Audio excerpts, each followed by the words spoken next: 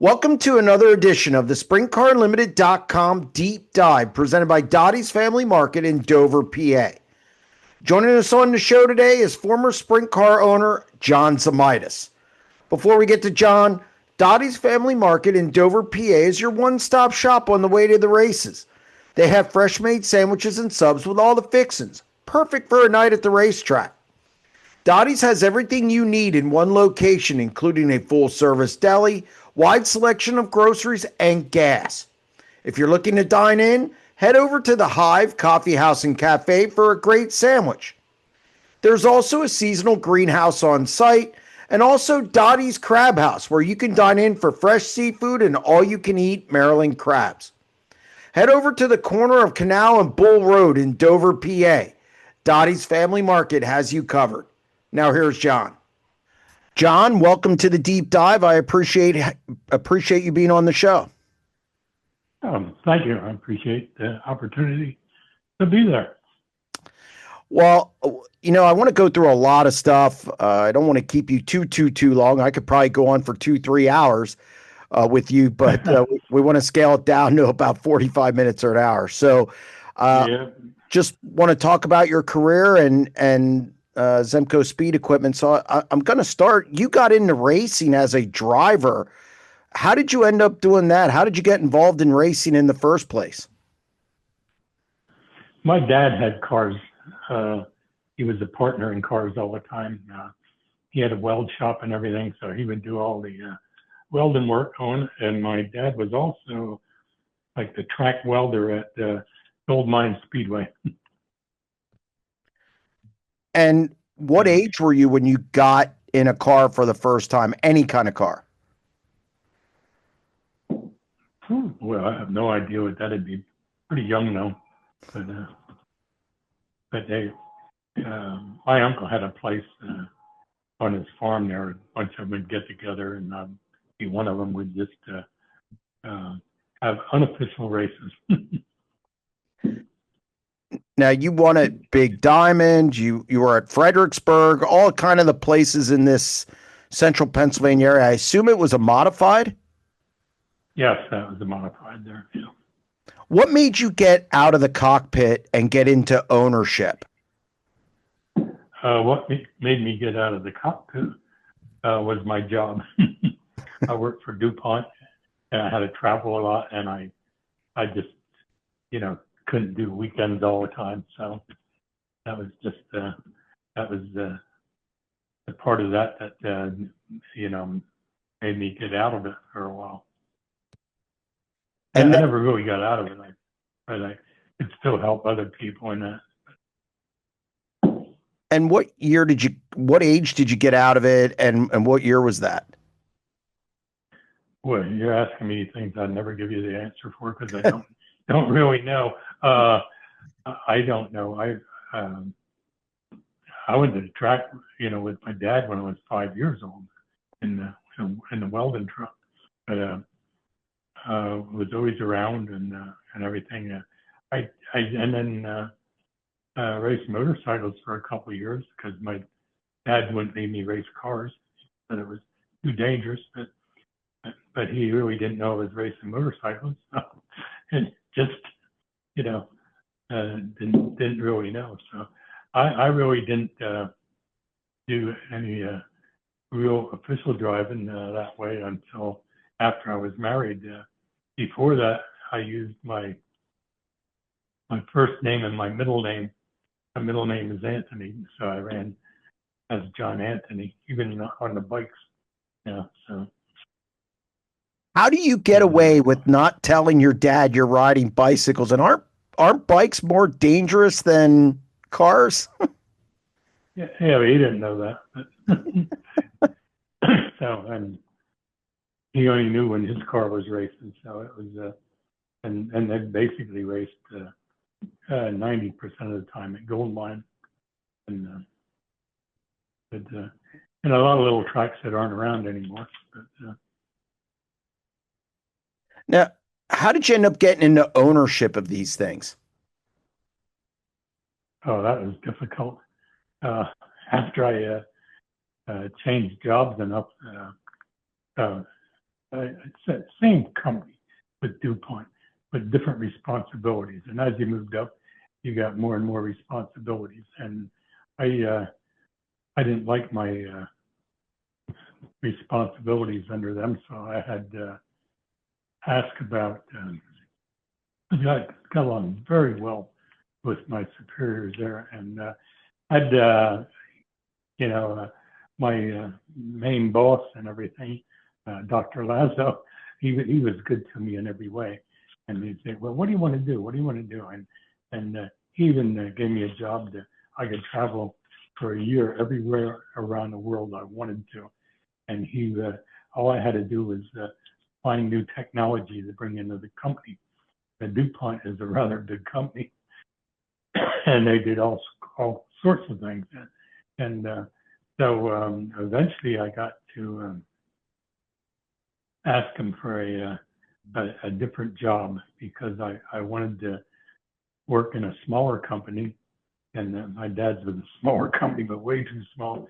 And because he had a weld shop, a radiator repair shop, and he did motors, rebuild motors and everything like that. I worked in that from when I was 5 years old. And I guess I was one of the few kids back in the day there that I made my own gig out of old bed irons and, parts like that were laying around that were long enough to do it. And my grandmother's motor off of her washing machine was a Maytag motor, it was a kickstart thing. It looked like a Stratton pretty much, but it was a Maytag motor. And so I had always played around with that, and I don't know, always got to do something. And then my dad and I, we had a lot of fights along the way. We weren't on the same page on what I did with my spare time. So then I ended up getting married, and which was at a pretty young age. I was 17 when I got married. Oh.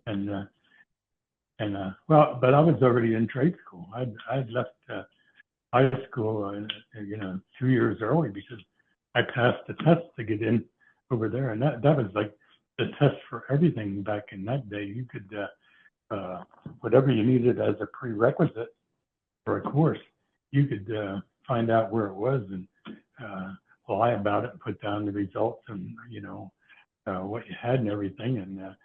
And they didn't have computers in them days. It wasn't easy to check. They'd pretty much just take your word for it and you got credit for it. And that was what I did. I'm not proud of that today, but that was what I did. So I had ended up going to trade school and at Lancaster at Stevens Trade, and and they were extremely good to me, and they had rules, and one of the rules was that you couldn't go to school there if you were married, and of course I went as a poor boy, so there were no fees if you went as a poor boy. So there was the requirements for that I met with no big problem, and got in there and I don't know, got just extremely well taken care of is all I can say. I liked them, they liked me, and did the whole thing. And then when I got married, I was 17 years old. I was an old man then, and my professor at school, I knew the rules and everything, so I had to go back and tell him what I was doing. And I never realized at the time what he was trying to tell me. What he was trying to tell me in point blank was, if I don't tell anybody, nobody will know that I was married, And but I did figure that out later. And but he was really good to me and would help me whenever I wanted anything. And so it was a good experience. And I hated school. I mean, I would sit in school and look up the mountain, and you'd watch all the mines running, the mine cars going by, and and the coal and everything. And it was like, man, I really felt so bad being in school. It was like, man, I ain't learning anything in here. And and finally, I went to trade school, and I got help all along the way. So, and, Did you ever tell them that you were married? I did, and when I told him that was when I was there the first time, and then he was telling me this other stuff about like that they wouldn't know, and that if I didn't tell them that by that time I had already put my notice in that I was married and had to leave, and so it didn't matter what he was telling me then. So, but at any rate, got through that, and was on come out of there, and of course went back to work for my dad for a while, and even through school and that all the while went through school. My dad had this shop. That was radiator repair was a big thing back in them days, but he did that. He'd do engine rebuilds and all kind of overhauls and that for vehicles there, and he built equipment for in the mines. He used in the mines, and so I learned that well when I was 5 years old. So I had an advantage at a lot of things, welding and how to build things. So it was good. And in my younger days, I didn't like my dad too much. I kind of hated him. He always had the reins on me, And then, boy, when I look back at it now, I wish I'd see him and be able to thank him for everything he did. But it was just being young and stupid, if you will, and everything along the way. It worked. And then if I wanted money, my dad never paid me. So when I wanted money, I had to work for my uncle over at the farm, and I would do that. And I don't know how to say that. My uncle always paid me, and my uncle was my dad's biggest customer in the welding and fabrication part for the mine stuff, and we always got along really well. And so I guess it all fit together, and was one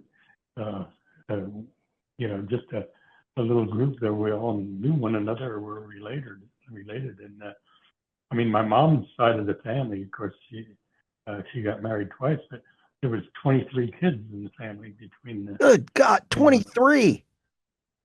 Between the first husband and the second, and so we had some pretty sizable reunions and everything. But it was it was something. I mean, my whole life I enjoyed the life. I got to do pretty much whatever I wanted to do, and I certainly made a few funny mistakes. Ain't no doubt about that. But like everybody else, if there were a do-over, a lot of things you wouldn't do again. But there's no do-overs. So at any rate, when I don't know, even when I wanted to build my first house or buy our first house, first house that we bought over in Williamstown was $2,500, and it's a half a double block. And we didn't have the $2,500, my wife and I. Of course, she was pregnant when we got married, and then after she had a kid, she went to work right away in the sewing factories here. And so, in fact, one of those sewing factories is one that we own, that we do electronics work in.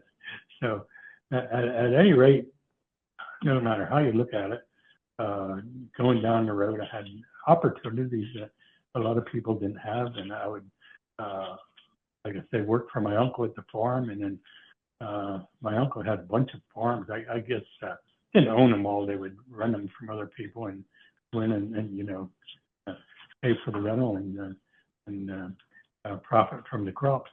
And then he had an old airplane that they used as a crop duster. Yeah, it was a crop duster. It was a nice old bi-wing airplane, and I learned to fly that from him instructing me as a one-seat airplane. So he would tell me what I was doing wrong in that when I went up in the air and come back down. So I learned to fly on that. Then eventually he bought a new and a really nice horny airplane, and of course then I got legalized in that. Went through the training and the exams and that. So I learned to fly when I was pretty damn young, and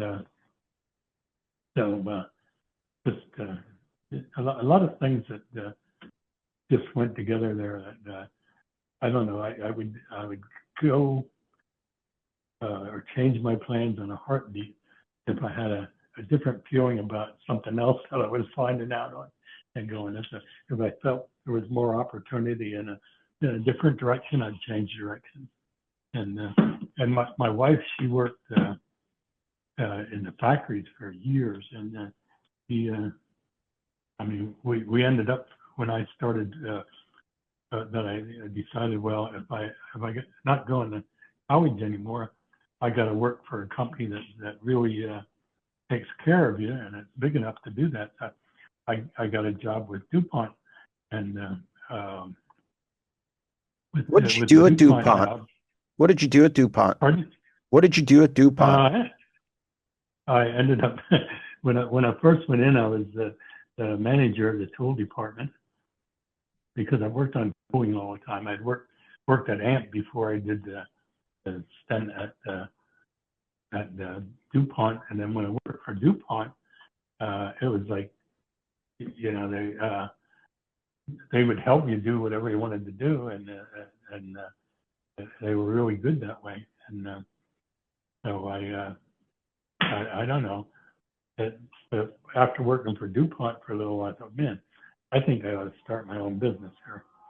I was seeing enough of it, and then I thought, well, that isn't going to work, because if I keep working for Dupont the way I'm working now, I mean, they had all the resources that you could possibly think of, whatever you were doing. Somewhere at one of their plants in the world, they had something going on that was something that you might have needed. And so I helped build a directory for the DuPont company that they used, you know, company-wide.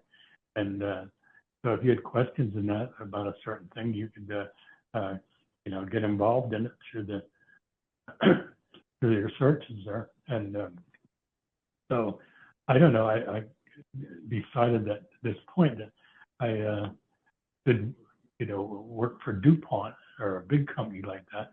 And I went into DuPont as just because I was before that I worked at AMP Incorporated, and I was just a supervisor of a tool and die department there, and so you know, that got me going in a lot of different things, because I don't know, they had a similar business to what AMP had at the time, and Tyco, and they're almost on similar products. And but I got into that company, and man, you could as long as you wanted to work, you could go wherever you wanted to. And I took advantage of that. Had a lot of different jobs, and just got into management, and more management, and then I had decided with everything I had going on, I want to have my own business. I want to start my own business.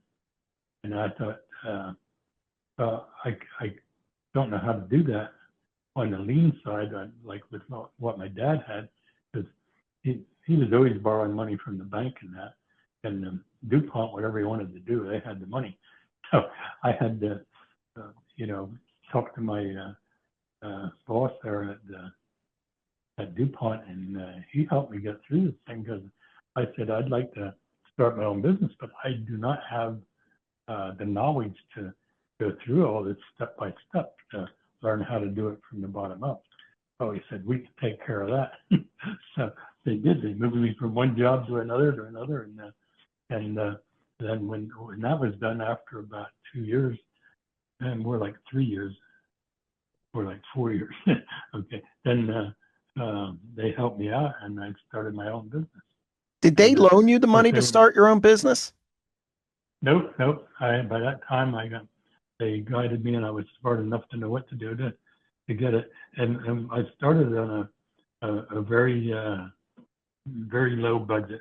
Didn't get new equipment, got used equipment, and like for close to a year, got used equipment and rebuilt it. Like when I wasn't working, I'd rebuild it. And then they changed shifts for me when I was back at work there, and they let me work on third shift, so I could be free to do what I wanted to do in the daytime, because all your contacts are not available at night. You have to do that Sure. during the daytime. So they did that, and in doing so, I don't know. I just kept learning and learning. There was more things to learn than I ever imagined, and then but Dr. Laz, that I worked for, he was unbelievable as far as being helpful, and it's just you know, and then I'd still work at my uncle's farm for extra money, and you know, but like I always had a good job, even like harvesting.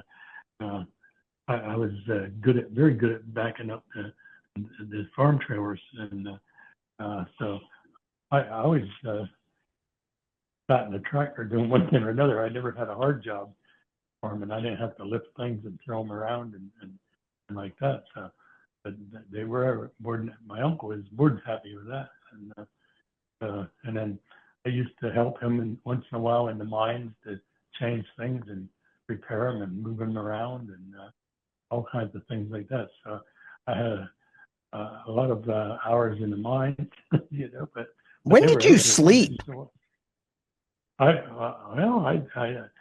I didn't sleep much. I didn't have to.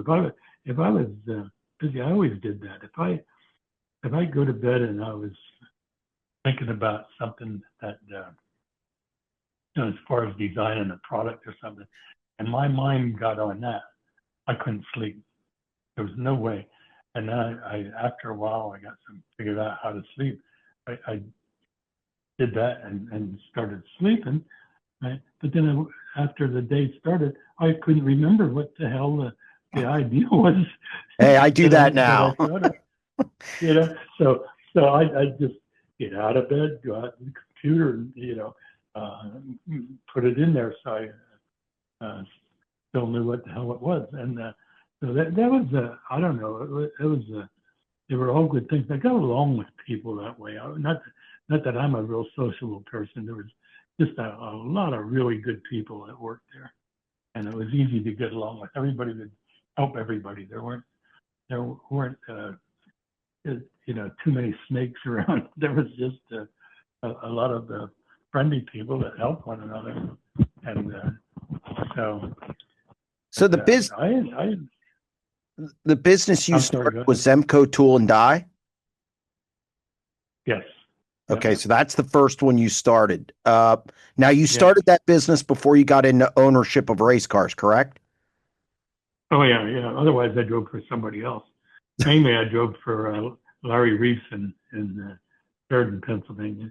Okay. And, but at the at any rate, I mean, I didn't have the money to work for somebody else to put in a race car. And then after I started my business, I was hardly in it 2 years, and Steve Raho came to me because we were always friends, and then he'd need this or that machined a little bit because he worked for Tyco, which AMP at that point, and he had his own coal mine right up behind us here, and in one of his employees trying to help things out, he went in and he was doing some things on the weekend when they weren't working, and he ended up getting killed in there. He made the wrong thing, and then it devastated you know, Steve Raho. I mean, they legally they threw everything at him, had him arrested. He lost everything he had, and then but before that happened, and he wanted to do things, he would come and I would do some things for him, as a courtesy, but otherwise, because they were racing things, but otherwise, a few things for his coal mine effort every now and then, but primarily he would, I don't know how you'd say it. He was a very good guy, meant well at everything, and the guy that ended up getting killed in his mine just didn't follow the rules, and it wasn't Steve's fault, in my opinion, but they blamed it all on Steve because he didn't truly make the employees aware of all the hazards, so he was getting nailed on that, and that was screwing up his family life and everything, and he had a modified race car at the time, and at the time Alvin Feldy drove it a little, and yep, I remember Alvin. Yeah, and Paul Leclerc, and he had some drivers and a couple pretty good ones in there, and then he just couldn't keep it going. When he couldn't mine anymore, he couldn't afford the pay the bills. So he came to me, and along the way he had given me cigar boxes full of coins marked on how much they were in there, and I would give him that much credit, on buying stuff for the race car. And we had nothing official between us, nothing signed or ever, didn't work that way. And then things went that bad. Eventually, went down the road that I don't care what anybody else says, but he ended up taking his own life, in my opinion. He was that depressed and couldn't get going again. But prior to that, for a couple of years, we supported his racing and ended up with our name on there and everything. But the way Zemco was, it wasn't in business long until it was making a nice profit.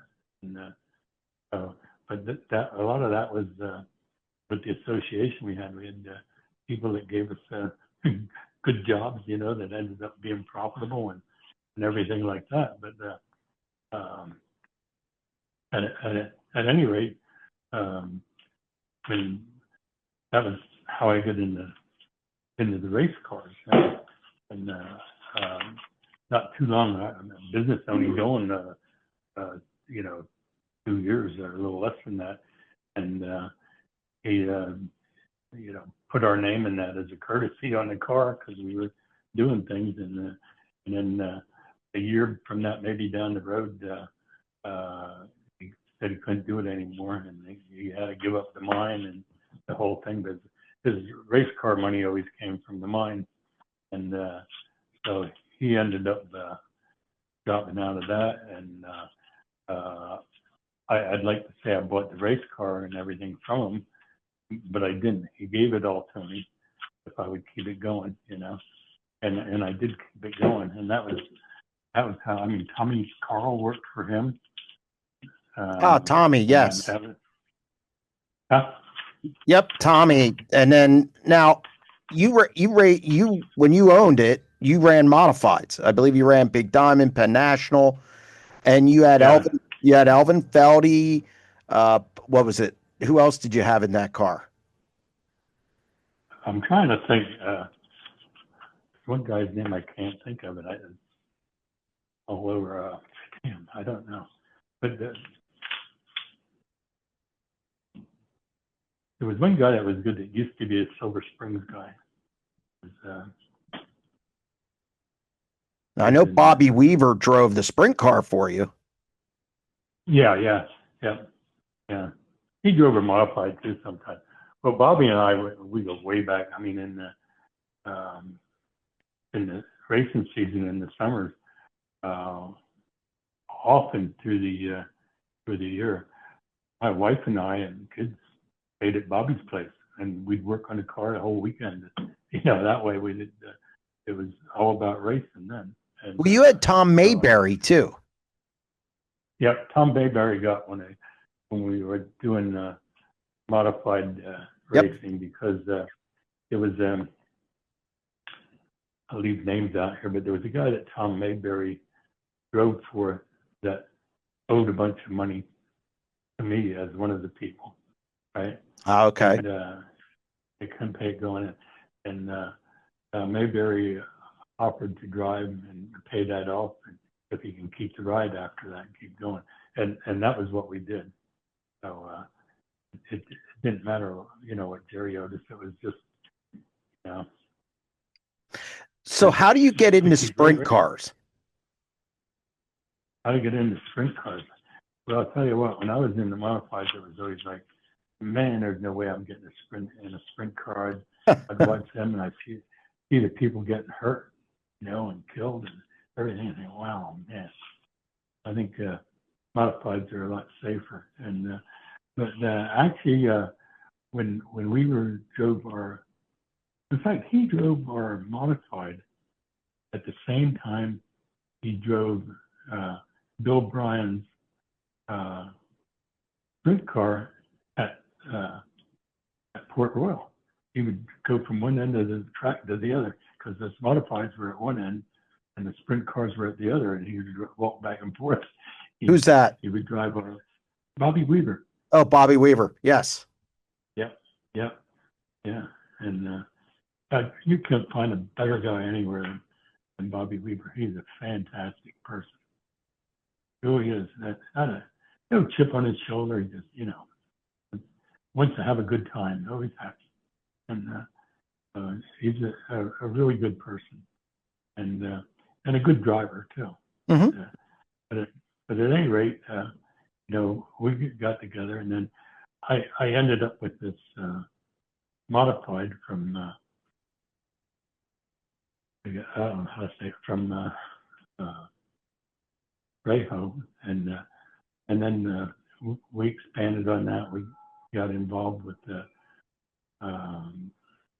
guy up in New York that had a speed shop and built them and everything, and so we started buying different chassis and parts and everything else, and that was how we ended up getting in the ownership part of it in the speed shop, because we could make some stuff and we could buy some stuff and the whole thing. So we had this going on for a while like that, and then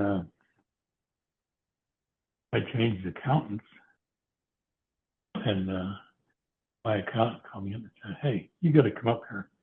He said, if you keep doing what I think you're doing here, you're never going to get out of jail when they lock you up."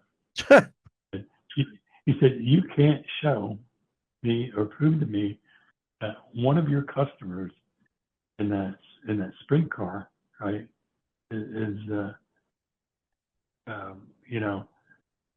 making you money, and that's why you sponsor them." Because I would put all this money I was putting in that sponsorship. Mm-hmm. Right? Said, "Oh no, you can't do that."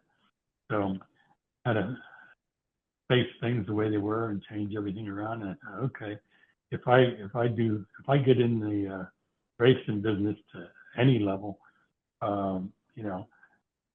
that'll change that. If we have a product or we have something somebody's buying. So no sooner was this happening and went over to Tobias's to get some bead locks, and there was none available. Couldn't get them. So I went home and decided we'd build some bead locks. Now we have a race product. And so we did that, did well with them for a long time. And then I don't know how you say that, we started making other little parts here and there and everything. And we were going along pretty good. And then just I had more of an interest after a while in sprint cars than the modifieds, because the modifieds, they pissed me off. They had a bunch of motors made for the upcoming year, right? And they changed the rules, and they were all, no good for that upcoming year. But that angered me quite a bit. So we decided, hey, we're going to do this sprint car thing. Their rules have been the same forever. That's really not the case once you got into it, but they basically only have minor changes along the way. And so that was how we ended up getting in the sprint car business. There was Chris His dad had one for sale, and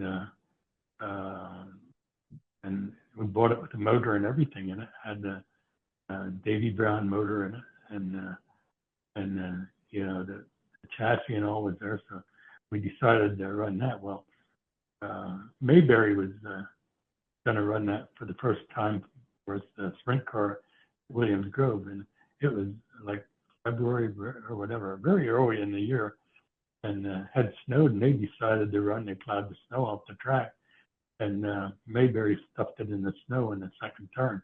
So we had, that was our first outing. So then we kept, you know, looking and getting better, and then we got Davy Brown to help us because Tommy was just oriented on the modified. So he got good training from Davy for quite a while there.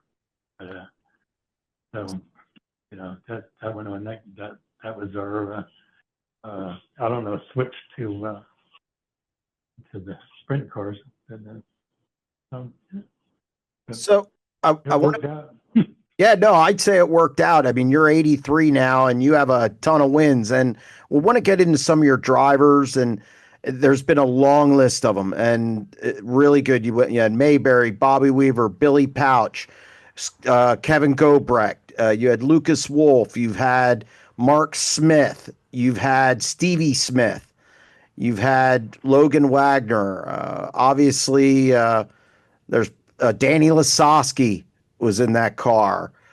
Just an iconic car. So I want to go back to, so you have Mayberry, Weaver. How do you end up with Billy Pouch? How do we end up with Billy Pouch? The guy that, one of the guys that Billy Pouch was running for, it actually went as though it was Billy's car, but this guy was putting money in it. And I don't know what kind of deal they had between him and Billy, but they were intended to pay this money back, and they weren't racing enough to pay the money back. So it was like we just got involved in there, and we helped support the car to keep it racing, so they could pay the money back. And he did pay the money back, and then eventually it was like, well, you know, there was no real sponsor for it. So we ended up being the sponsor, and we had a lot of good help all the way through. I mean, even to the day we quit here, yeah, I don't know how to say, you know, Penske Shocks has, you know, provided shocks for us for the whole career. Huh. Sprint cars and modifieds, and you know, I thought that's hard to come by, but they were good. And then now and then he would even pay his people to help us. You know, we had something big coming up, and so it's been a nice experience that way. A lot of good people. You with Billy, you won Syracuse. Yep. Yes, we did. And the what was that experience like? Let me tell you something here, because on that, because that was our biggest race till at the time, and at any rate, Billy's I don't know, he's doing good. His practice, we're getting around pretty good. And of course, Davy Brown mentioned, man, he doesn't need feedback from the driver to tell you what the car's doing. He knows what it is doing just by watching it. Everybody else got to listen to what the driver has to say. And Davy wasn't quite that way. But I mean, he still talked with drivers and that. Don't get me wrong. He didn't ignore that. But the thing there, when we ran the time trials, on the final day at the big race at Syracuse there. Ouch came back in the pit and got in our position up at the went behind the guardrails, because the inner guardrails, because they were the pit road where you did the pit service, and we were pitted along there, and he pulled up in there, and somebody along the way pulling in when he's going in the sport is yelling and has his hand out, the fingers. He has 4 fingers up all the time, right?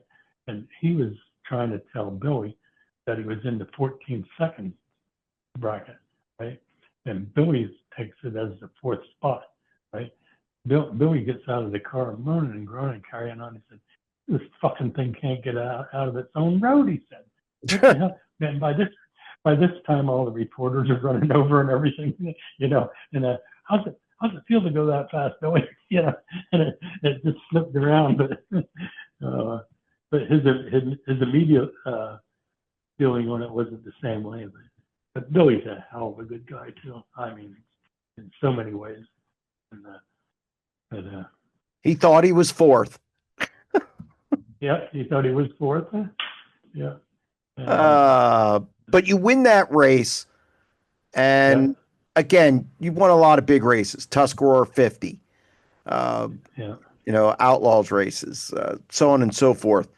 Kevin Gobrecht gets in the car. Yeah. And I think, I'm not 100% sure, did you guys end Raymer's streak at Lincoln? Or was he in the 12 car at that point? I don't know. I couldn't say that for sure. But I'm kind of thinking he did, but I don't know. Yeah, but you won races with him, and then of course he goes out on the Outlaws tour. And then he loses his life, obviously. That had to be, I mean, you've got along with a lot of your drivers. How difficult was that when Kevin passed? Extremely difficult. Extremely. And then as time went on there, we got to be good friends with the Gobrechts and everything as well. And they're very good family. And yet, I don't know, his brother ended up being a promoter there at Lincoln Speedway before he got Susquehanna. Scott. And Tommy didn't, when we raced, Tommy didn't want to go there. He hated Lincoln, so we would never go there. And they would have all these Gobrecht races every year to honor Gobrecht, and we weren't part of it because Tommy wouldn't go. And the same way at Susquehanna. But of course, in the ride he's in now, he doesn't call all the shots, and he goes. But I don't know why the animosity there, but he just wouldn't participate there. Didn't like to go there, and that was the way it is with most tracks like that. And then towards the end here, in the last couple of years, Tommy was getting wore out, and the crew he had, they had a lot of I don't know, they weren't a family anymore. They started criticizing things that went on, and Tommy, I don't know, he didn't want to do a lot of these things that everybody was wanting to do, so there got to be a smaller and smaller crew. But before that, when Gobrecht was there, we had 2 crews. We ran Gobrecht as a second car and crew, and Rick Hawk and everything used to head up the crew for Kevin's stuff, and Kevin would haul the car and everything in his own rig, and it was like a dream team for me. Billy in there doing good all the time, and Kevin doing real good, and that day that he won 4 sprint races in 24 hours. I mean, that's like, I don't know. That's a tough one to Yeah. beat coming down the road here. That was amazing. And he did that in your car. Yeah. Mm-hmm. Yeah. What? Yeah. When does Zemco Headers come along? When does what come along? Zemco Headers come along. Oh, very early on, when we were supposed to, in my opinion, that we had to be involved in making race car parts, right, in order to write off the expense. Okay, so then that was all going on when they decided to do the header thing, and it was I can't think of the guy's name right now. I know you can easily come up with it. The guy worked for Stahl for a number of years, and then he went in his own business making headers and that headercraft. That's what it was. Okay. And then Stahl was going to sue him and everything if he didn't quit making them and get out of that business, because he stole everything from Stahl, and in Stahl's opinion. So we ended up buying that from I can't think of the guy's name right now, but the guy that started Headercraft, and then I didn't exactly want to use the Headercraft name again, because no, I charge problems with the tax thing again. So we're going to surely do it with Zemco, which Zemco, I don't know why we ever rolled it over there anyway, because the Zemco is for Zemaitis Engineering and Manufacturing Company. Oh, okay. That's what the Zemco is for. And so at any rate, we didn't start that from scratch, although it wasn't doing anything, or where he showed us what to do and everything, and it was really good. And then later on, he started to making headers again, but he started making headers for motorcycles, and which we had no problem at all with that. And I think he kept the Headercraft name, but I'm not 100% sure of it. At any rate, that was how we got in the header business. And then when I don't know where to start here, because all these things come together at the end here. At the end of last year. You're talking about this. Well, I'll get to that in a minute. I want to finish up with your career. Then we'll get into the Zemco Headers thing, because that's where I want to wind up then. So the list of drivers, I mentioned it earlier, but it's Tom Mayberry, Bobby Weaver, Billy Pouch, Jeff Shepard, Stevie Smith, Casey Kane, Kevin Gobrecht, Danny Lasowski, Mark Smith, forgot about Shawn Michael, Logan Wagner, Lucas Wolf. Won a lot of you won a couple Speed Week titles with Lucas Wolf. When you look back on all the drivers you have, they come and go in this sport. It's just the way it works. Right. You won 5 championships with Logan Wagner. All these drivers, what was it like? I mean, all different personalities. How, as an owner, how difficult is it to deal with all the personalities, keep everybody intact, have a successful team? You had Tommy Carl for all of it almost. How do you juggle all that as an owner? Yeah. Well, Tommy left twice, but, and came back. But the main thing was he learned an awful lot from Davey Brown.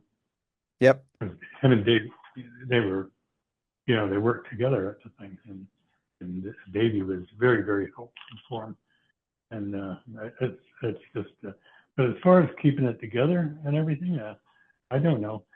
All you got to do is driver, crew guy, or something. Just put the blame on somebody that don't think they should be getting the blame, and that's the end of your team. But and it's still that way. Don't matter Yeah. cars or what it is. But I don't know. Davey was an unbelievable mechanic and still is. I mean, I don't know anybody else. He can, gets in the right place. He listens to the car going down the straightaway or something, or in the corner, listen to it on straightaway, and he'll say, it's too rich there yet. It's too rich. And man, I don't ever hear that. I don't have that skill. and Davey did. He could. He knew exactly what the motor needed when it come back. And the thing that amazed me more often than not with getting with the motors on him and in the beginning with Davey Brown was he often I would say made less horsepower, but made it at the right time. His interest was more in traction, than it was RPM or anything like that. And I mean, we built a super motor one time, horsepower out the galoo, and it was the most, not with Davey Brown now, and it was the most useless thing you ever seen. It could burn the tires off anytime, but you weren't gonna win races with it. And, yeah, I don't know. Tommy learned from him, put it into your car. What's the biggest win of your career? Syracuse?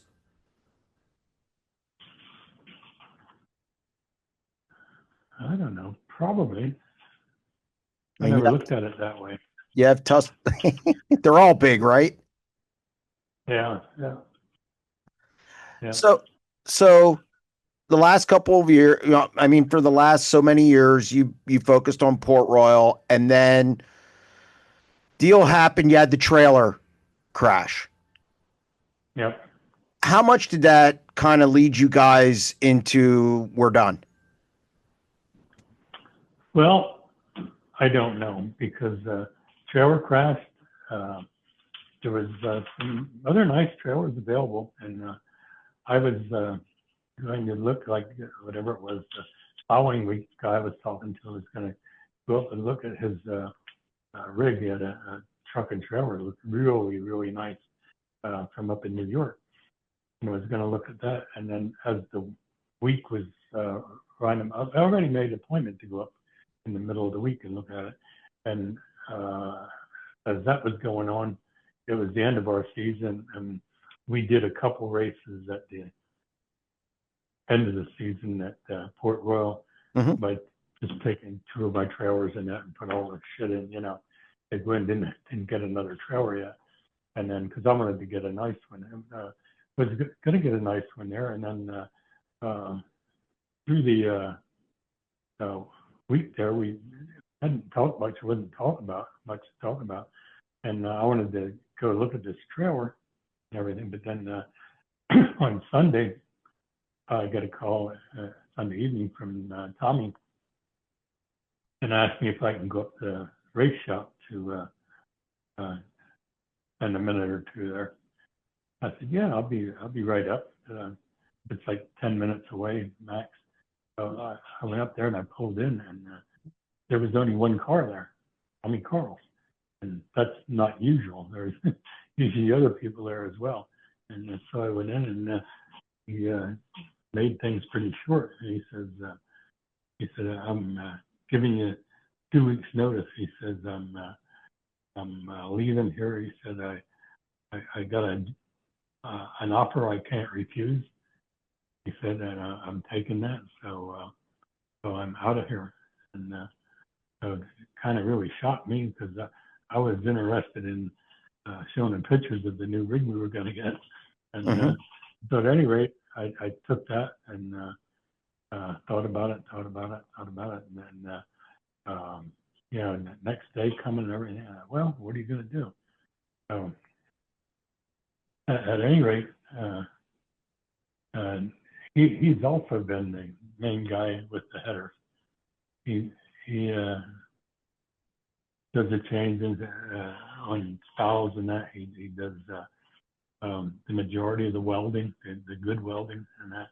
And you know, we have other guys that bend the tubes and fit them together and tack them, get them ready to to weld. But Tommy also, he was in charge of all that, and then did a fine job at it too all them years. And of course, I've been a welder my whole life too, so I would help a little when I had to. But just didn't know what I was going to do with that Tommy in the business there. So I'm looking it over. I'm talking to the other guys in the business and everything. So maybe the thing to do is to hang it up. Till I get another truck and trailer and a Tommy and do all this put together. And I'm in my 80s now. I think I passed the time to get enough time to put into it, an effort to put into it to make it successful. So we decided we would I decided, I should say, just sell everything from the speed shop, get rid of it all, and go from there. And with the header business is a good part of that. And Tommy was the heart of that. And then so we had I don't know how to say it, but we had talked about how we're gonna get rid of things if we want it. And I thought, well, certainly we can put it up for sale as one unit and try to sell everything, but I don't see that happening in today's world, although it could. Because we already didn't have a truck and trailer. Right, right.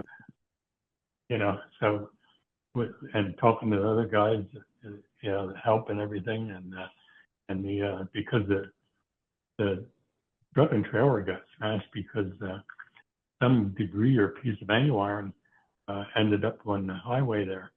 Oh, yeah. Our guy driving over, they got 3 tires on the right side. The spare tire on the front, the outside tandem in the back of the Polar, the motorhome type, and then the front wheel on the front tire on the front axle of the trailer. So we had that thing was pretty well screwed up when it went over. So I had to look about getting another rig and everything together, and cars and that, and people and whole thing. If we were going to keep racing, all that, I did want to keep racing. I didn't think we were going to, but then more and more I looked at that, and if somebody comes and volunteers, maybe we'll change. But that hadn't happened. So I canceled the go and look at the new rig, or not the new one, but the one you were going to buy. Intending to buy. Yeah. So you decide to sell the header business, and I figure we'll spend. The last thing I'm going to ask you is about Ryan Hand, because I can't ever let you go without talking about Ryan Hand. But I will get to that in a minute. I want to talk a few minutes about the header business. So as I understand it, you go to sell the header business. You had a group, Tyler Brem and some guys out of Indy, and they wanted to buy it. And then this other group came in. I believe it was Chris and Heather Miller and Samuel Miller up down in York. And then it ended up. I'm sorry? Was 4 of them. They had 2 boys. I can't think of the name of the other. So you were going to sell it to them, but then it fell through to the Millers. What happened there? Well, I priced it to sell, no problem with the equipment. Everything. I wanted to sell it for $100,000, everything, all the materials, the equipment, the whole thing, right? With the exception of there was a couple of things that we use for other things that aren't necessarily tied to the headers. It was like a forklift that didn't go with it. I can't think a couple other little things, and then there was a lot of things that threw in there that didn't have to go in there. I mean, there was a lathe went with that, and there was a Bridgeport mill with, you know, digital readouts on it and power feeds and everything that went in with it, and just a lot of things are. Hey, and before you go one step further here, I got to back up when you mentioned Roach here. You know, all the time, every time that I got to back up to this because Roach was the mechanic and everything for Go-Brick. I don't know if he ever told you that. Yeah. He did everything. Yep. Okay, I didn't know if you knew that, but he was the support for that whole team. But anyway, back to this and trying to decide, you know, where we're going here, and it looked like one of those two teams would be good. The one farther away, Western PA, Jimmy Light, builds absolutely beautiful headers. With he does like for custom motorcycles and that, makes them out of Inconel and everything. I mean, just perfect headers. And too good a header to ever make on a. You're not going to put that on a sprint car where it can go get smashed, you know. But the workmanship is just unbelievable, and so I had liked that, and some of my other guys they wanted to keep it more local in Pennsylvania. The thought was by them at the time that was just an Indiana deal, and as it ends up, that's not really the case. So at any rate, the price was the same for whoever the buyer was, and it included an awful lot of stuff.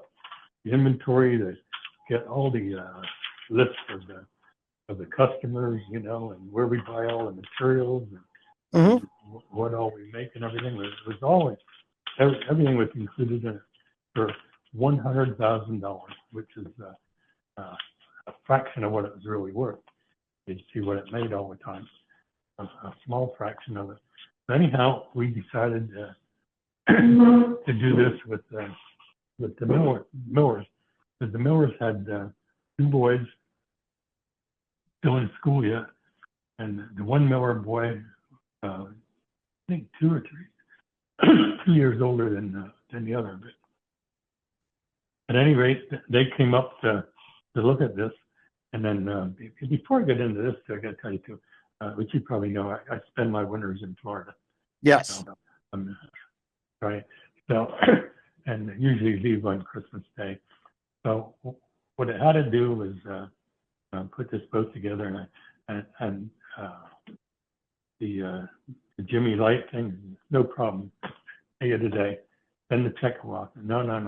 You know, wait, we talked this over. So we talked it over and decided that, you know, best deal would be the, you know, family thing with the young kids, and their mother was involved in it, and the whole thing. They just going down the road here, it was like, what are we going to do? So already made the decision. We're not having a race car of our own or speed shop anymore, or anything like that. So it's going to go regardless. And then before the end of the year, before we left, it was I think 2 weeks that Tommy was going to help him to put headers together, show him how to do it and everything. And the other guy that worked for us all the time, that for many, many years, he'd bend all the headers, put them together, and pack them together, you know, whatever. Simon, he did that all the time. So I left Simon there to work with the millers, and then Tommy was going to do it for 2 weeks with him there yet. And I don't think Tommy lasted 2 days.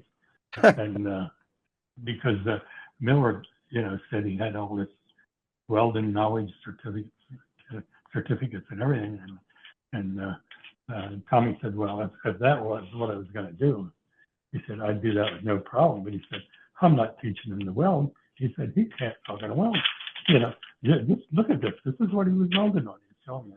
I said, okay, you know, and I thought, wow, we don't want to have a product looking like that going out. So at any rate, he got a little bit better as he put time in. But then I had gone to Florida. Well, I was in Florida, and all my fault, I didn't keep track of what was happening back at the shop. Because I kind of walked away from that totally, and any other year I didn't have to worry about it. Tommy took care of it all. And so Wolfie, guy works in the... Don Wolf. Don Wolf, yeah. He helped with him. He gave him all the customer names and everything, that information. Was still taking orders for them and everything. So this was just going in place before I left. And then the Tommy thing, with the 2 weeks, he was going to complete some headers that we were already building for somebody that had to be nice. And we couldn't just give them to Miller to weld. So Tommy spent his 2 weeks putting them together. And then Miller brought his two boys in to weld at it, you know, over the weekend, because they're going to be partners in the business. Well, they worked over the weekend, and the one boy says he can't do that. That's not for him, the younger boy, not the one that Chris, the one, or the one that drives. What's his name, man? I don't know. Samuel's the one who drives. Samuel, yeah. He was all right with it. The other boy was not. And long and short of it was pretty much that they were there welding headers together. Wolfie making orders for them as the orders came in, you know, and they're building these headers, and they're building and building and building. And they ran out of I don't know, it was argon or acetylene on one tank for a little bit, and they did the same thing on I don't know which it was, but there was two tanks, either argon or a mix for the MIG welding or whatever there. I'm not sure which one, but they got some tanks filled for that, and they did that on our account. They filled the tanks. I didn't know anything about it at the time, and they're using almost all the material out of our inventory, right? Because as it gets to a certain point, we would always reorder it, so we had it. Sure. Because you can't just get it anywhere. So we always did that, and so they just took the inventory of the I can't say that the tubing inventory, because there was a couple different sizes, you know, several different sizes. So they would whatever one they were running out of, they had to get some and whatever. So they got a little bit of tubing to finish an order to do that. So then, till I get home, well, I didn't know this. They're already welding these headers together and selling them for almost 3 months, right? And we never got a penny of it. Never got a penny. And no money changed hands yet. They didn't pay you yet. Nope, nothing changed hands yet. And then when I called him about that, when I came back, well, he said, yeah, he said, we have the money, no problem there. He said, I'll take care of that. I'll put the money in. I told him, I said, you know, we got to do something here. And so we got to put it in a fund so that either one of us can use it. So you put it in a trust fund. Sure. And so when I got back, he told me that his attorney, he gave it to his attorney put it in the account. So I checked with the attorney on the thing. The attorney put it in his account. There is no trust fund. So he can take it out at any time or give it back to, you know, to Miller at any time, whoever he wanted to. There was the trust fund requires the names on both sides to take the money out, and so there was no money. I mean, apparently they had money there, but it wasn't for us. And then in the meantime, he checked and he did a lot of things. And I think he bought, because he told me he did. He bought a Chinese vendor to to it because he thought that was the most expensive tool, and it is, even though it was an old one, and they're hard to get. But the old one's better than any Chinese one, I'll guarantee you that. So he had ordered, spent his money ordering his own stuff to make the headers, and we were out. So he was still at the shop doing that. I said, you're fucking done. You're out of here. You can't be doing this. Where's your common sense in this? He said, I don't owe you a fucking penny. He said, and that was how that ended. So I don't know. And I will take him to court. I mean, I certainly will. I just wait and see what happens here altogether. So he still did. So let me kind of, just so people know. So they registered Zemco Headers Incorporated, if I'm not mistaken. No, they ordered, they started a corporation, Zemco Headers LLC. Right. Okay. Limited Liability Corporation, which that would give it to them. And I got a check. I can't find a paper, but I might have approved that. If I did, it was upon payment. You know, they couldn't use that until they pay for it. But they do use it now. And so I just, since I got a lot of things going on here yet, I didn't get at it yet, and I should have, but I didn't. But they have that, and the header name is what the Zemco header name is also the thing that Jimmy Light and them also want, you know, and I can understand that. But speaking of Jimmy, so then Tyler Brem, Jimmy Light, and Scott Hampton come back into the picture. I think they have especially headers out of India, and you end up selling to them. They have the equipment. They have what's it called? Zemco Indie, I think it's called. Yeah. Zemco Indie. So just so people are aware, it's Zemco Indie, and it's Jimmy Light, Tyler Brem, and Scott Hampton who are carrying on the Zemco Headers tradition, so to speak. Correct. Okay. Correct. And they would like to have just Zemco Headers, but you know, until I get something straightened out here with Miller, I don't want to do that until I find out for sure. Sure. Well, yeah, you gotta. It's a legal thing. Yeah. They paid you and everything. Oh yeah, they did. Like before they ever got anything.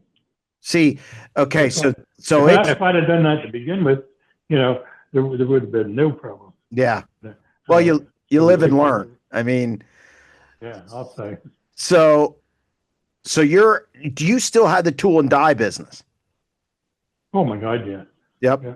And you're busy because I know you've been busy lately a lot with the tool and die business. Yeah. Oh yeah, we have, especially the all of it really, but we do electronic stuff. We stamp parts, we mold parts. I guess how do you say, we make all kind of defense parts, airplane parts. Oh, okay. Parts for submarines, and you know, all kinds of things, and it's a healthy business, and I still do that, yes. So and we're that busy, you don't know which way to turn. Well, that's a good thing.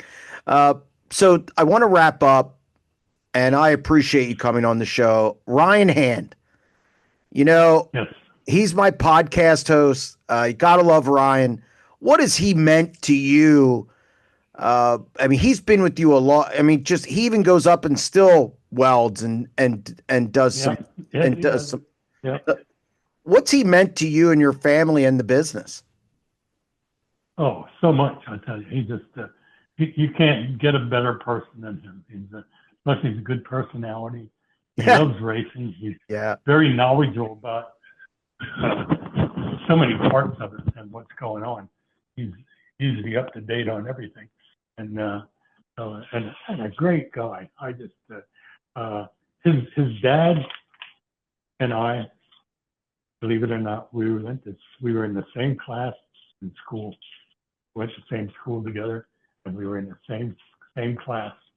And so we'd been around together for a whole long time. And then a few years ago, his dad died, and then that was it.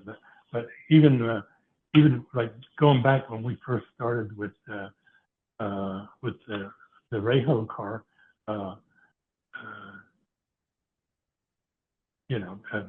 Bill Hand,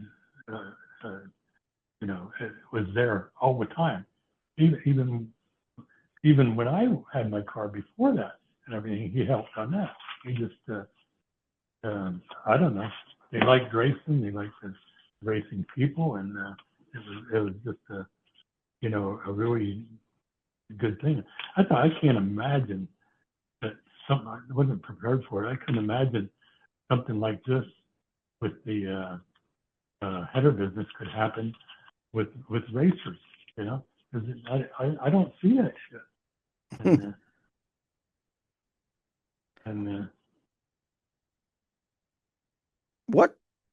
Where'd Ryan Hand get the name Roach?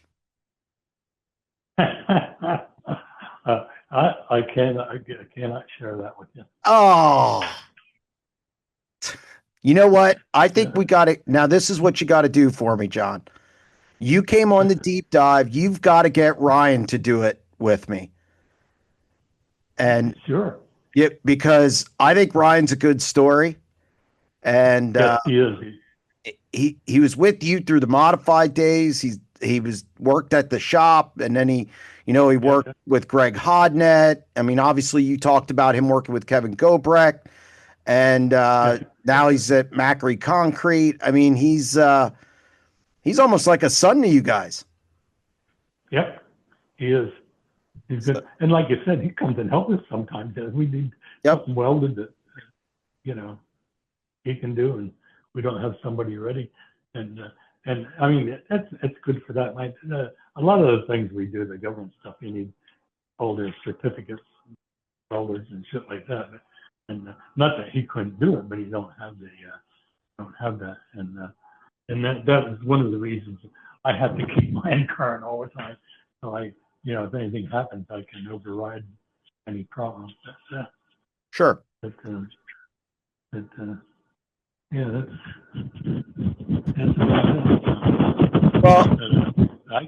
can't believe that. And Miller family, a nice family. You got a really, just a really nice wife, two nice kids, and Chris there. I could not expect that something would come out of there. And then something that I tell you here that happened off the record, I guess. We're still on. We're still on. Oh, so we are. I'll tell you what. I won't tell you. Well, you can tell me afterward. But John, I want to. You stay on the line, but I want to thank you for coming on the show. I appreciate it. You've had a long and storied career. You're up for the National Sprint Car Hall of Fame. There's somebody nominated you, so I voted for you. So we'll see how that goes. But again, I appreciate you coming on the show. Yeah, I'm happy to do it. And I mean, we never did this in racing to be heroes at it. We enjoyed it along the way. And of course, part of enjoying it is having success now and then. If you didn't run good all the time, it wouldn't be near as much fun. You got to be honest about that. Yeah. Well, John, again, thank you very much. Yeah, you're quite welcome. You have a good evening yet. That's going to wrap up another edition of the SprintCarUnlimited.com Deep Dive presented by Dottie's Family Market in Dover, PA. Thank you to John Zemaitis for joining us on the show. A lot of good stuff there. And also, if you like the content on our YouTube channel, don't forget to hit that subscribe button. You can check out our daily exclusive content at SprintCarUnlimited.com. We'll be back next week with another edition of the Deep Dive.